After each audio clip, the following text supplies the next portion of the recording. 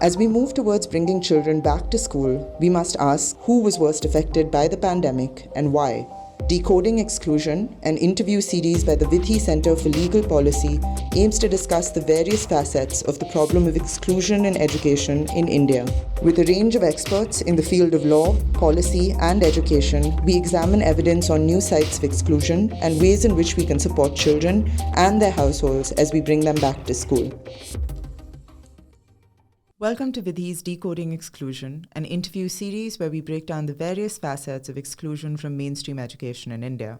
I'm Nisha, and I lead the Inclusive Education vertical at the Vidhi Centre for Legal Policy, and in today's episode, I'm in conversation with Mridusmita Bordoloi, Associate Fellow at the Accountability Initiative, a research group under one of India's leading policy think tanks, the Centre for Policy Research. In today's conversation, we discuss in some detail the ways in which central and state schemes, including the Samagra Shiksha Abhiyan, are designed to address the issue of out-of-school children. We discuss the challenges that the state faces in prioritizing education across different stages of schooling, given public finance constraints and considerations of per-child expenditure. We also reflect on what the pandemic has taught us about the key systemic challenges that we must continue to advocate for, such as stronger social security systems for households and more streamlined support for frontline workers and educators. Mridusmita's extensive work in the sector gives us much to think about. It's a fascinating conversation, and I really hope you enjoy it as much as I did. Thank you so much, Mridusmita, for joining us today. My pleasure. So Mridusmita is, as we all know, an associate fellow at the Accountability Initiative at Centre for Policy Research in New Delhi. And today we'll be talking a little bit about what Accountability Initiative has been doing in the area of education and well-being of children, and specifically on the topic of out-of-school children and what state efforts have sort of been towards that, and whether any of that has sort of changed over the course of the COVID-19 pandemic. So Mridusmita, if you're fine with it, we can just get started. My first question for you is really, what are the current areas of focus in terms of, whether it's research or any sort of engagement with the state or, the government with respect to education and well-being of children as far as Accountability Initiative's work is gone? Yeah, so as part of Accountability Initiative, our primary work has been to conduct research to understand, the processes and the status of implementation of various government welfare programs, schemes, policy interventions, mainly focusing on the social sector, and thereby, to identify the issues or the bottlenecks in these processes involved, so as to eventually achieve our core goal, which is to have responsive governance. As part of our work, specifically in the education space, in the recent years or months, as you might already know that we have contributed to the Global Education Monitoring South Asia report. Our specific work focused on the regulation of non-state actors in the school education space in India. Basically, we tried to understand what are the rules and regulations that are in place on paper versus what are and how these are implemented on the ground, and monitoring of compliance, basically, in order to achieve the overall goal of education, right? To have equity and inclusive education for every child in India. As part of, as you were saying, education and overall work at AI. So in the last 1 year, we have been focusing a little bit more on social protection, or very specifically child protection, because the COVID has highlighted that one thing is not separate from the other, and as we all know that education or child protection in a way are linked to each other, because these are all rights of children. So, we are currently doing some research to understand the government policies and government structures for child protection in the country as a whole, and specifically focusing on one or two particular states. Okay. And also because child protection in itself takes a multi-sectoral approach. So we are trying to understand how till now the focus has been to respond to a particular vulnerability that a child is exposed to versus taking a preventive approach. In the world literature also, it says that taking a preventive approach is a better way to protect children from all kinds of vulnerabilities. And therefore how institutionalization should be the last resort, but to have all kinds of non-institutional care should be the priority. And last but not the least, because union budget is around the corner, we come out with a set of analysis on different centrally sponsored schemes and central sector schemes around the union budget time. And as part of education specifically, we are working on public finances for school education through the centrally sponsored scheme of Samagra Shiksha, looking at budget releases, allocation, expenditures at both union as well as state level, and also linking with some of the outputs and outcomes. Okay, great. So a couple of interesting things that you've mentioned here. So one is, and it sort of leads me to my next question, right, of how COVID-19 might have altered the direction in which your research has moved. And you spoke in that respect about child protection and sort of understanding what structures there are in the case of India. So could you sort of elaborate a little bit on that? So what kind of child protection are we talking about? And, are you focusing on specific vulnerabilities that maybe were exposed or exacerbated during COVID-19, right? And when you talk about these preventive measures, how do you think India is faring in terms of actually creating something like that? And also maybe the research is in nascent stages, so that may be a question we'll get to later, but yeah. Yeah. So, okay, so first on the child protection question. So when I say child protection, actually a child can be exposed to a range of vulnerabilities, right?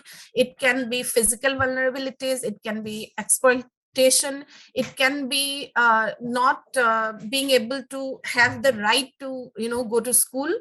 Even not going to school is a vulnerability. Whether a child has dropped out of school, or it's not, he or she is not even attending school because maybe the child is exposed to child labor, right? So there are so many aspects of vulnerabilities that a child can be exposed to. What we are trying to understand is 2-3 things. One is, what has been the public finance allocated for child protection in India, right. And also what are the types of child protection services that are available, and what is the government structure for child protection in India. So as you might be aware that we have done research in the past also highlighting the fact that the budget for child protection has been relatively low in India. Of course, child protection, one of the key schemes for child protection, which was earlier called CPS, Child Protection Services. And now in the last budget, it has been renamed as Mission Vatsalya. Right. And it is taking a broader approach of child welfare and looking at child protection in a broader, perspective of child welfare. So yeah, budgets have, allocations have increased compared to what we have been, we have been seeing in the past few years. Okay. However, it's a long way to go, because we are, as a country also, in terms of services, we are at a nascent stage, because the whole focus till now has been to look at, providing a service once a child is exposed to some kind of vulnerability, as opposed to actually identify different kinds of vulnerabilities while the child is not even suffered to a large extent, and then trying to take a preventive approach, right? So this whole sub-component within child protection is called the non-institutional care. And within that, there's something called family-based care or alternate family-based care. So children who have lost their parents, or who do not have their own families, they can be given services like foster care or sponsorships, right? So then we are trying to also look at that aspect and not only focus on the institutional care. And as I said, how it is linked to education is, if a child has dropped out of school, all the services that are part of the child protection space that can be availed by that child, and eventually that child needs to be reintegrated into the schooling system. Right. So in a way, it's linked to one another. Yeah, no, absolutely. Because I think so in the study that we had done on out of school children during COVID-19 and how that's, basically different research projects that sort of studied that phenomenon during COVID. I think the main thing that we do see is that those who were already vulnerable in certain ways that as country, as academics that we've already identified, are the ones who were sort of in places of increased vulnerability, right? So it is almost, something that we knew who was going to be worst affected even before it happened, but yet it happened. So I think what you're saying about sort of preventive measures makes complete sense in terms of both identifying who's at risk. There's enough evidence to be able to, already do that and try and prevent it from getting into that. Yes. Just to add to what you're saying, what we have also seen, and then trying to have more discussions or maybe writing pieces around it, having more discussions with experts and researchers, is the fact that we have seen that in the last 2 years, there has been an increase in enrollment in government schools. Till 1.5 years back, we were all contemplating about it. We were all thinking maybe there is an increase.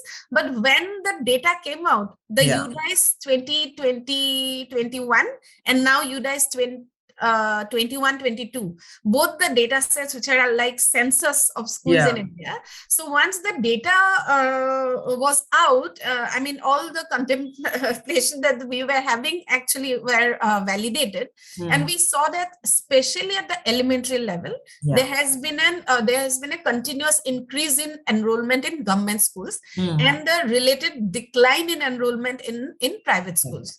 Right. So now the fact that this has happened is also an indication that in COVID-like situations, when basically a lot of families lost their livelihoods, and then also maybe they haven't lost their jobs, but had to take a cut in their income, right? Yeah. So then maybe government schools are providing that cushion, a kind of social protection basically, where children can actually come to government school and have at least till the elementary level.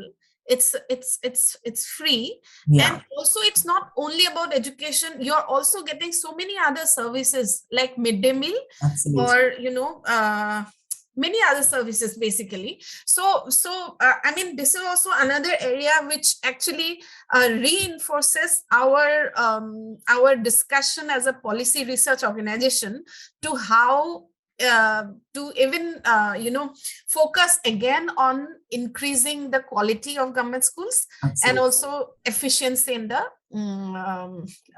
delivery of education, right, through the government or public schooling system in India. Right, absolutely. So this is a little bit maybe left to field from what some of our discussion is about already, but specifically this point of like public education as a social security net, right? And how we've seen, especially during COVID, that has become all the more true. And in some sense, when we're working towards strengthening the public schooling system, and we know what it sort of does for equity and things, or rather what private schools do for inequity in some sense, is there a need for us to maybe, as think tanks and research organizations that do have some amount of conversation with the state, to kind of talk about school rationalization? That policy decision that happened a few years ago, and many states sort of did rationalization on a very large scale.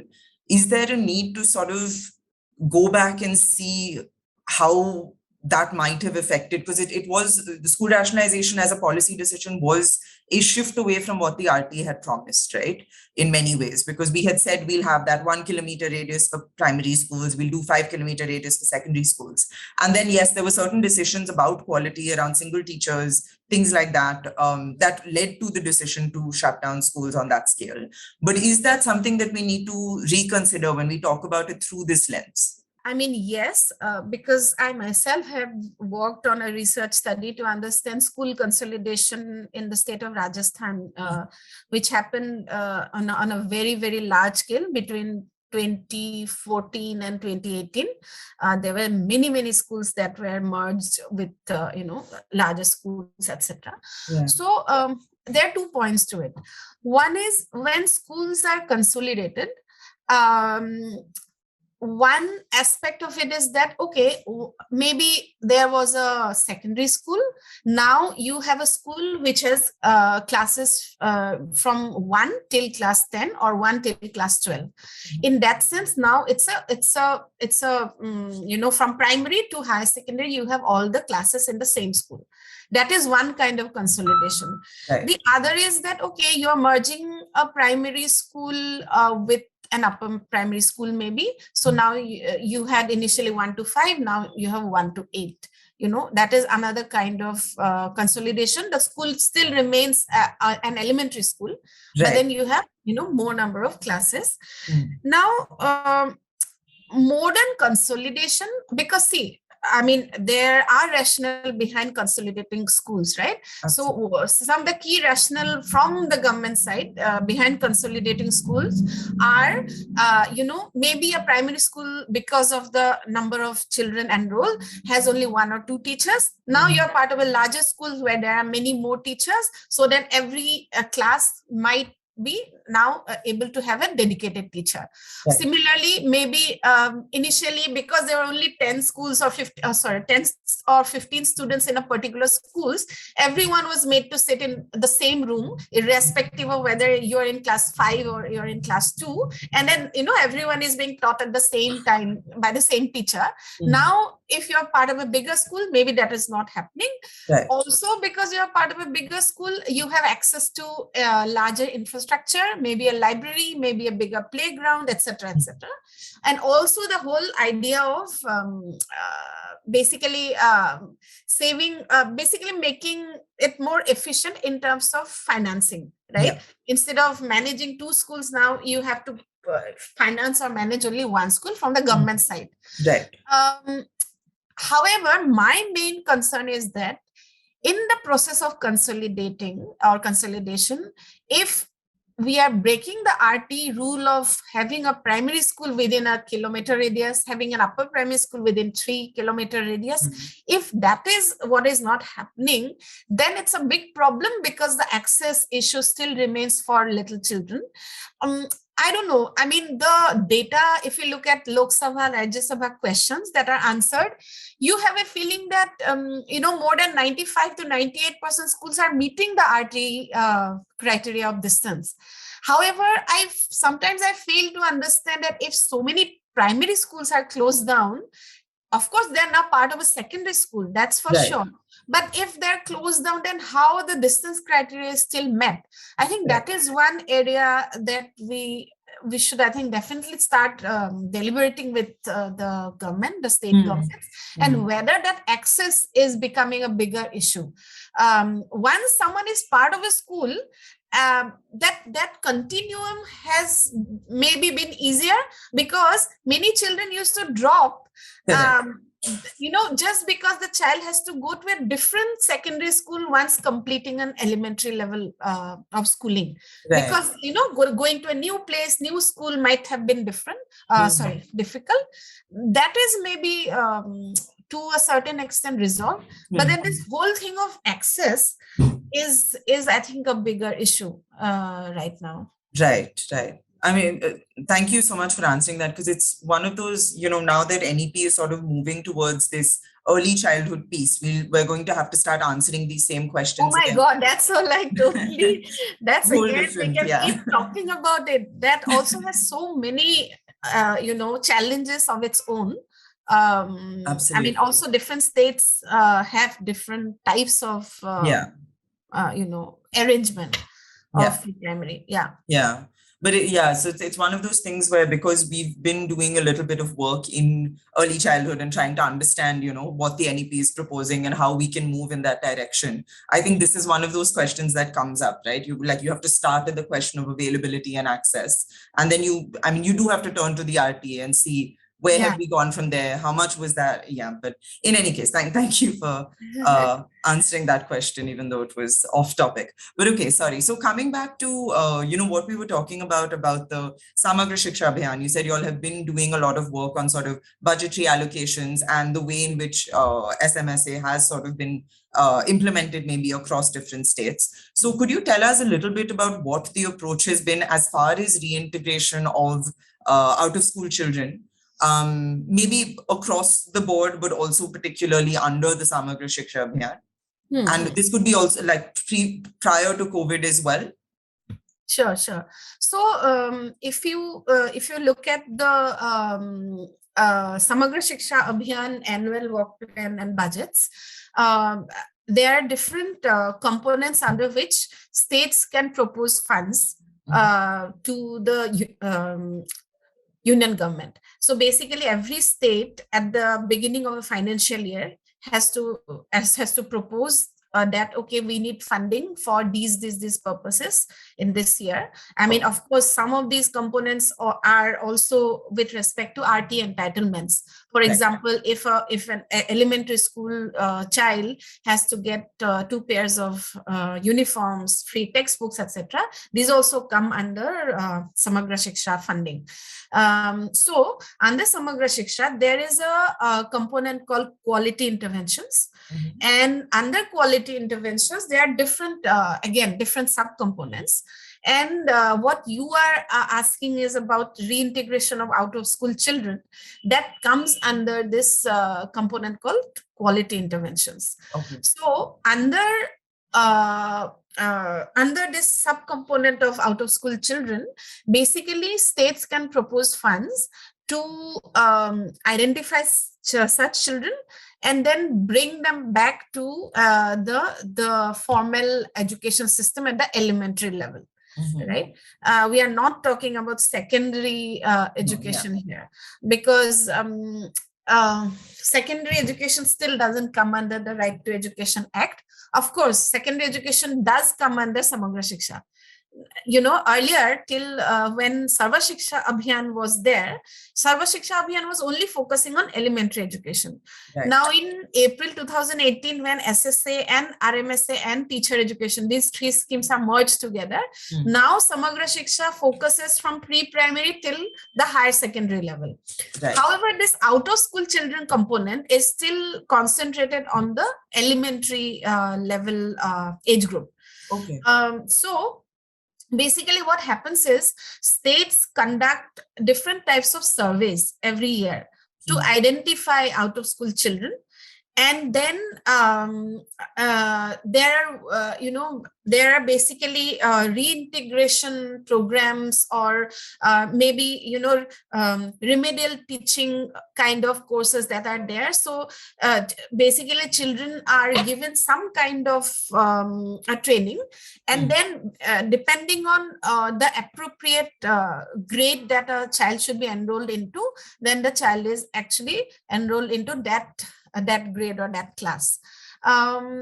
So yeah, this is basically the process that is followed. However, in many states, their education departments also do conduct such types of interventions. Right. It is not that reintegration of out-of-school children only happens through the funding of Samagra Shiksha. Many state governments put in their own budgetary resources to identify and reintegrate such children. Because you have talked about Samagra Shiksha, I think here it's also very important to mention the fact that there's a central sector scheme called National Child Labor Project, NCLP, which was till last year, which was part of the Labor Department, Right. Ministry of Labor. It is 100% central funded scheme. And in the states, this scheme used to be implemented to the state level labor departments. Now, from this year, it is said that in a phased manner, because it will take some time, in maybe 2-3 years, eventually, it is now considered to be part of Samagra Shiksha. Again, it is about reintegration of out of school children back into schools, because this scheme basically focuses on identifying child labor. Right. Okay, so basically child laborers are identified, they are brought back to, there are certain centers called, I think, STCs. Basically, these are either schools or separate centers where they are brought back, they are given some kind of remedial teaching, they are also given midday meal, health facilities, everything. And then after a few months, I think 2 to 3 months, they are reintegrated back into the schooling system. Right. So it is again, as I said, it's a combination of child protection and education, where child laborers are identified specifically and they are brought back to the mainstream schooling system. And because it involves child labor, it is again an allied sector or multi-sectoral approach, because the identification of the child labor on the ground actually involves multiple government departments and officials, whether it's the district administration, whether it's the police, maybe health, maybe child protection officials. So at that identification level, so many departments are involved. But eventually it is part of Samagra Shiksha, because now it will be, the final reintegration into the schooling system will happen through Samagra Shiksha. So you spoke a little bit about how states themselves also, of course, allocate their own budget. So do they also take different approaches to what Samagra Shiksha Abhiyan is, what they sort of do under the scheme, or is it a similar sort of approach of identification, remedial programs? Is that the general idea? Yes, the general process is the same. Okay. What happens is different states, actually, if you look at last 2 years, specifically during COVID, because there were higher dropouts of children compared to the earlier years, there were, enrollment drives or mission mode, enrollment drives to identify out of school children and reintegrate them back into the formal education system. Right. For example, because we work in Bihar, we know for sure that Bihar government also ran, I think, 2-3 enrollment drives during last 2 years to actually identify children on the ground who were out of school. Similarly, Maharashtra, I think in the last 1 year, they run something called I think zero dropout mission. So these kind of missions are basically driven by their state level education departments. Right.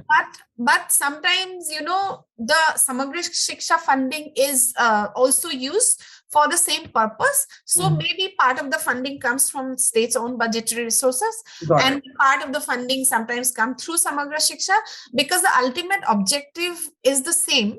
Right. It's not essential that if you do it through Samagra Shiksha, you have to do it very, very in a very separate manner. Right. So maybe sometimes both sources of funding are used to achieve the same purpose. But yeah, I'm very sure that especially during the last 2 years, many schools have run their own mission mode drives to identify such children and getting them back to schools, apart from the apart from the provision under Samagra Shiksha, that is irrespective of the COVID. Right. So that is there for every year. Right. Understood. Yeah. So the other thing that you've mentioned, which is quite interesting, is that the component of reintegration of out of school children is continues to be done at the sort of level of elementary education as far as the Samagra Shiksha Abhiyan is concerned.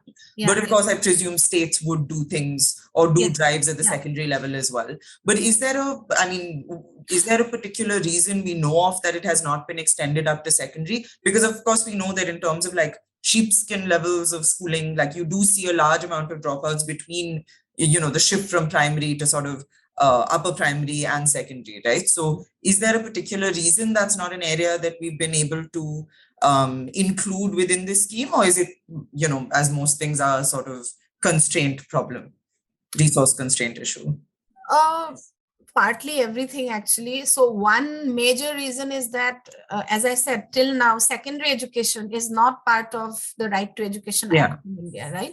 So many of these rights that are defined are still constrained at the elementary level in practice. For example, compulsory education. So basically, a state is mandated to ensure that every child in 6 to 14-year age group has to be in school. But if a 17-year-old child is not in higher secondary class, then it's not a legal mandate to also because of, as you said, because of limited resources. Ensuring legal mandate is like a compulsion, but beyond that, it is whatever is left in terms of resources that you're putting into it. If you look at Samagra Shiksha total budget, because it covers both elementary and secondary and higher secondary, you will see that most of the states put in more than 90% of their total Samagra Shiksha budget still onto elementary education. So then you have to put in more resources, not also because if you look at per child expenditures at secondary level is much higher than per child expenditure at elementary level. Even if it was free, because see, elementary education from government side, it's free, right? So when we talk about per child expenditure, we basically talk about how much money government is putting into elementary, right? So then even if you consider only, that it's coming only from the government side, per child expenditure at secondary is much, much higher. So then, I mean, it's very evident that we have to put in much more funding for secondary.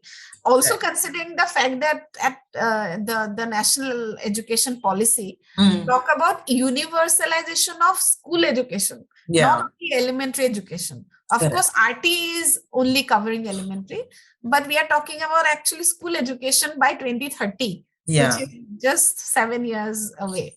So I think it's a big, big issue. The public investment part is a big issue. Right. So, I mean, almost one of those things of, there's so much conversation around what is the sort of next step for the RT, right? As the sort of primary education legislation that we have in this country, it was designed in a way for what it was meant to do in 2009. But now, so many years later, we need to sort of update it, right? So whether that's extending it down for early childhood or extending it up, like you said, to cover sort of school education, maybe that needs to happen before those budgetary allocations even come in, or the other way around, right? Yeah, I mean, there have been conversation around extending RTE to till the secondary level, especially when NEP 2020 was released, because it is talking about universalization of school education, achieving universalization by 2030 from pre-primary to high secondary level. There are many conversations that started around RTE, because then it comes as a legal mandate and you have to put in money aside to ensure that this is happening. Of course, we are talking about a huge sum of money, because we are talking about an age group where per child expenditures are much higher. So I think this is another area where we need to have a lot more policy advocacy, deliberations, discussions, highlighting this fact that only now the stage of development that India is at, having elementary schooling is not enough. I mean, we should be happy that we are at a stage where we can say that we have achieved 95 to 98% of gross enrollment ratio at the elementary level. But then without that, translating into similar levels of gross enrollment ratios at secondary. Yeah. The whole thing about creating this workforce for future is not going to be materializing. Yeah. So I think that is one big area that needs a lot of push, lot of advocacy right now. Right. Absolutely. Right. Okay. So coming back to sort of, what we were saying about how different states have slightly different approaches to the way in which they reintegrate OSC, but largely it sort of follows a specific thing. So during COVID-19, one is, has Accountability Initiative been sort of engaging with different states on this particular piece? I think based on the work you described, maybe not directly on OSC. But one thing I did want to ask was, would you be able to comment at all on what are some of the sort of challenges that the states were facing in trying to address reintegration of OSC, specifically during COVID-19, given the numbers increased so much? I can broadly talk about education delivery, challenges that states have faced during education delivery. Not because we were able to walk on the ground, because it was extremely difficult to go to the field during those 1.5-2 years. However, because we have our colleagues, in 5 different states, and we have been tracking, and they have been tracking actually what is happening at the ground. I think I can definitely say 2-3 points. One is that sitting here looking at government finances, we knew for sure that there were cuts in public finances going into certain sectors within the broader social sector because of 2 reasons. One was that government had to put in more funds on the public health sector. The other was the overall economic slowdown that happened in parallel, and that affected the revenue generation of both union government and the state governments, right? So there were less amount of money, and then there was very, very high demand from the health sector. So in order to ensure that health and livelihoods are not affected as much, there were actually circulars that were sent to various ministries. Education was one of them, to cut or to restrict expenditures during those 1.5 years. So if you look at Samagra Shiksha also, you see that there was a clear-cut drop in the overall budget for Samagra Shiksha in 2021 and 21-22. We don't see that this year. In 22-23, again there's a rise. But those 2 years, there were definitely cuts in basically government finances. Now, at the state level, again, they were facing a similar situation because there was a revenue crunch situation. There was an economic slowdown. They were not having enough resources of their own also to put in the education sector. So overall, this whole crunch of finances, I think, was being felt. Although schools were closed, but then this whole, basically there were less money available to be spent on education. That was one big challenge. The other point is that although states were, very quick to respond to the needs of the situation in terms of ensuring education delivery, and states were quite open actually to welcome NGOs and private organizations to help them develop content, whether it's WhatsApp-based content, whether it's radio, audio content, whether it's sessions that could be televised through the television, or digital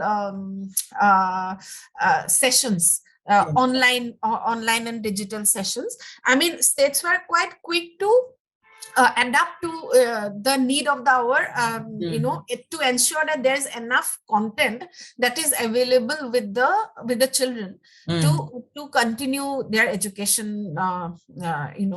But the problem was that it was difficult to implement that on the ground, in the sense that okay, there were a lot of effort in content generation and content maybe delivery, but whether that is being used to keep up with the education needs of the children, that was not that could not be monitored or supervised at a level that was required.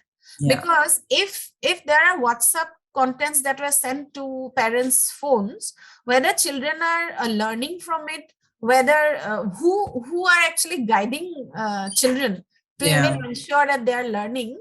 So basically the implementation of it was a big challenge. Also because, I mean, whatever said and done, no one was prepared for such a situation. So they did what could be done, at that moment. But then this whole implementation was a big challenge. Another point I would like to mention that, it was a very good initiative of ensuring that parents are now getting involved more and more in children's education, because you are either giving out worksheets or sending content on the phone or in the television, but then who will guide children, right? So parents, especially primary school children, parents were actually, told, and they were actually, when the COVID situation was little better, although children were not coming to school, in many states, parents were invited to schools and they were made aware that how they can help their children in terms of ensuring that they are learning. But then everything took time. And again, there were lockdowns on and off. So this whole delivery or implementation was a big problem. One silver lining was that the kind of services or the kind of support that was available through the frontline officials, whether including the teachers, right? So the teachers were the main, in terms of education, they are the main people, but then also the CRCs, the cluster resource coordinators, the block resource coordinators, and in a way, even Anganwadi workers, right?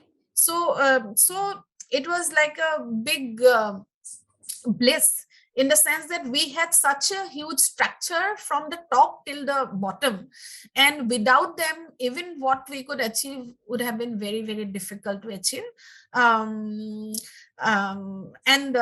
last but not the least, I would say that maybe it was not possible instantly, but the whole focus was more on supplying content, supplying services. But the access part was a big problem. I mean, whether people are able to afford it, access it, those challenges could not be resolved there and then, and they are still big challenges in terms of access to digital education. I think that has been a big challenge.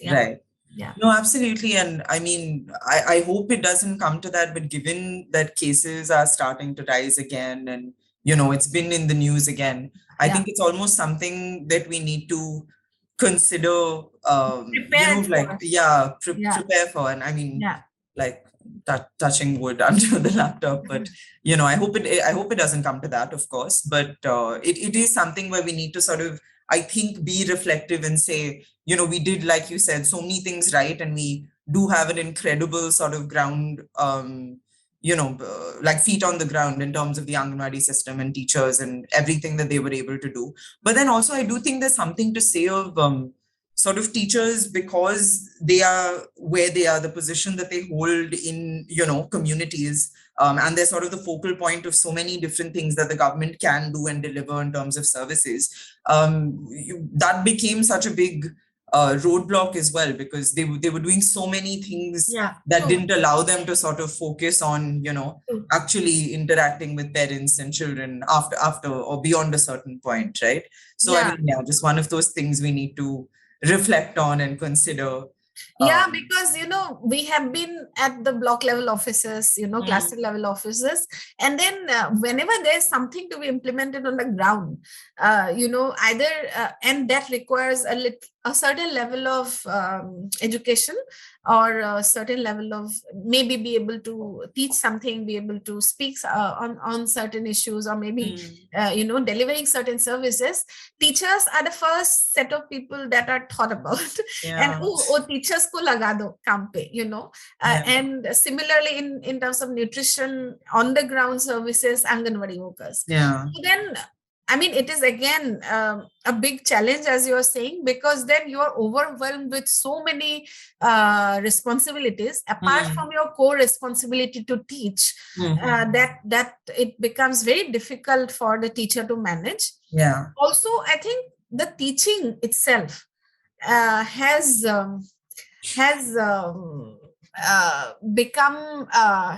grown in terms of the process of teaching, in the sense that earlier on, if a teacher is inside a school, a teacher job is to teach and ensure that certain level of discipline is maintained, etc., etc. Now it is not only about teaching, it is also about this whole mental health of children, whether if it's a hybrid mode of teaching, then whether what the teacher is speaking about, whether the child is able to learn when the child is not present on a face-to-face basis. So and also to ensure all of this mental health and consider other issues that might impact learning. So I think this whole even teaching scope of teaching has also increased during and after COVID. So yeah, it is a difficult situation. Right, absolutely. Okay, so I mean, given we've sort of come to the end of our time as well, so I just want to ask two questions to kind of conclude this very insightful discussion. But so the first is, given what we've now understood in terms of how states have been approaching the integration of out of school children, and given what we know of how much this problem has maybe been exacerbated during COVID, and there's not enough evidence to say how much of that has been sort of organically reversed as parents are able to resend their kids to school or enroll them in government schools and all of that. So in your opinion, where do you think the state's priority should be in terms of addressing this sort of larger problem of OSC? Do you think the current approach is something that works in terms of saying, we'll do these enrollment drives, we'll try and identify children? Or do you think there's maybe a certain vulnerabilities that need to be perhaps targeted, or, at-risk children that need to be identified? Do you think that the current approach is working, or that something else maybe should be prioritized?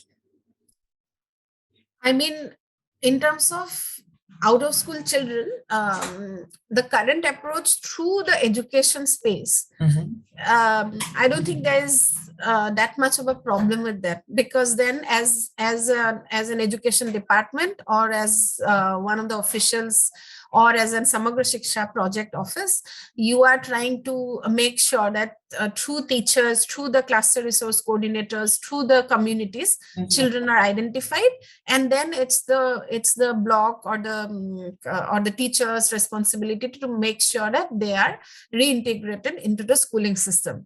So in terms of the education system of identifying and reintegrating, I don't see a much problem with that.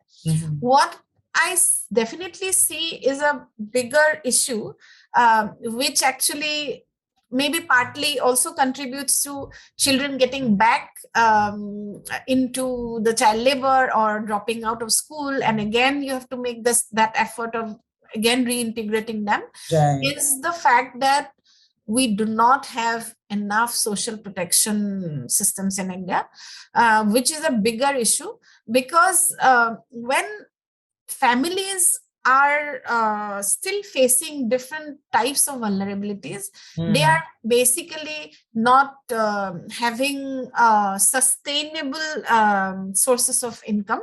There is always this cycle that comes when they're not able to earn enough to feed every mouth, and then they are basically one of the outcomes of that is even children are being put into earning something for the family, right? So then if social protection systems are not stronger, then this problem will keep coming up, I think. Um, um, I mean, there are so many broader issues related to social protection, but yeah, currently I think we should focus more on ensuring social protection, and part of the problem I think will be automatically resolved. And at the same time, I think the child protection systems, of course, child protection is one big part of social protection, but within social protection, one part is ensuring protection to the family in terms of income, etc., but also in terms of protecting children's rights, and I think making people aware about so many services that are available through government as part of the child protection system.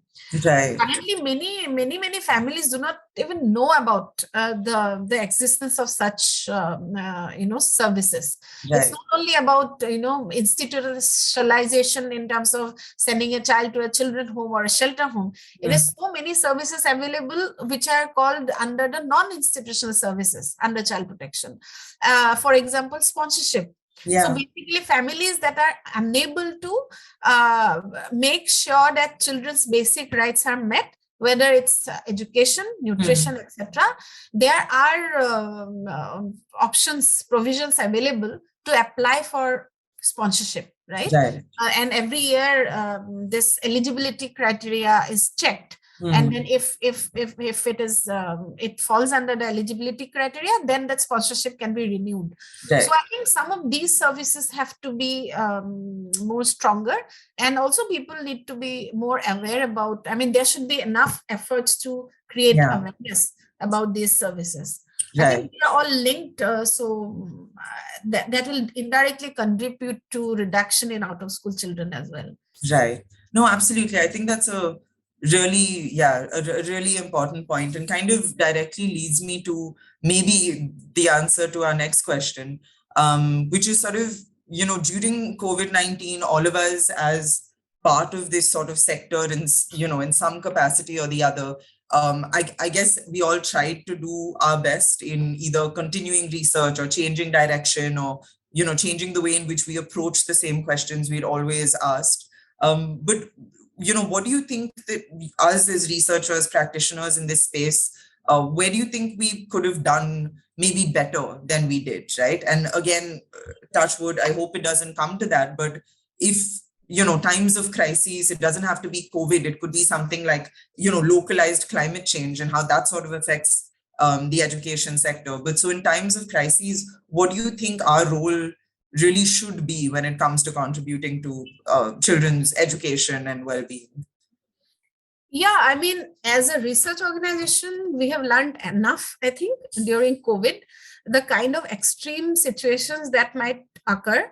As you're saying, it does not necessarily need to be COVID. There might be other challenges that come up in the future, which might have maybe creating a lesser or less severe environment than COVID. But still, I think we've learned enough during last 1.5 to 2 years. And in terms of education delivery, I think we should be well prepared for a hybrid mode of education delivery in case there's a situation. I am totally for physical face-to-face learning, because that's the best kind of learning that a child can have. Nothing can compensate for that one-to-one or peer learning that you have in school. But then I think to be well prepared for any future COVID-like situations, I think we should be prepared for a hybrid mode of learning or teaching. And for that, I think there should be a lot of focus in ensuring that we have, we have investment on social infrastructure. When I say social infrastructure, I'm talking about ICT infrastructure as well. So ICT infrastructure, by that I mean having electricity, computers, internet connections in schools. At the same time, maybe making sure that households are able to afford, a basic level of ICT enabled infrastructure that could be helpful for children for their learning. Maybe government should focus more on ensuring the required infrastructure in terms of internet connections till the last mile, in terms of electricity, in terms of not even electricity connections, but good quality, regular presence of electricity connections, So basically we should put focus on ensuring that the access side issues are resolved, right? Because a lot of content has been created, a lot of guidelines have been created. There are so many different modes or mediums of delivery of content right now. But without the access, solving the access side issues, I think the challenges will still remain the same. Right. And as I already said, I mean, in this kind of a situation, parents and community involvement is extremely essential. If the schools are not open, then beyond the point, teachers are not going to be able to help children learn by not being able to physically present. But then community and parents can play a major role. Basically how to involve them better, at the same time how to make sure that their livelihoods are not getting affected, So I think we have to think about it more, because these are not easy problems to resolve. Another thing I feel like, I mean, basically thinking of community infrastructure in terms of, for example, maybe community reading rooms, if not internet connections at the household level, but maybe every village, like a panchayat, you have another additional room with a television, with a computer, so that children, because many children face the issue of not having enough space in the households to be able to even learn through the digital content, then maybe we can think of those kind of innovative infrastructure development, like we have the libraries, etc. So and last but not the least, I think we should thank enough the front-end officials. We should work on motivating them enough, and basically ensuring that all their remunerations, all the services that they are supposed to get are available to them on time. Absolutely. And they have the respect and that they deserve. So I think that's also equally important. Right. Absolutely.